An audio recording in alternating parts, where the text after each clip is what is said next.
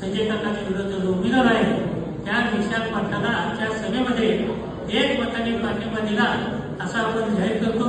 पत्रकारांनी लक्षात ठेवावं की आजची जी मिटिंग आहे ती संजय काकाच्या विरोधात विशाल पाटील असा जो सामना होणार आहे त्या सामन्यामध्ये आमची आजची जी सभा आहे ते विशाल पाटलाला एक मतानं सहमती देते आणि एक मतानं आमचा ठराव पास झालेला आहे अशा प्रकारे मी जाहीर करतो।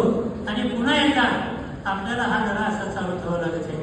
येणाऱ्या काही जिल्हा परिषदेच्या निवडणूक आहेत, पंचायत समिती आहेत, आमदारकीची निवडणूक आहे, ते 3-3, 4-4 आमदार लोक आहेत, ते काही बोलू शकत नाही, स्वाभिमानाने कुठं बोलू शकत नाही। परंतु ह्या निवडणुकीच्या पार्श्वभूमीमध्ये पुढच्या निवडणुकीची बिजर वगैरे सगळं लक्षात ठेवा।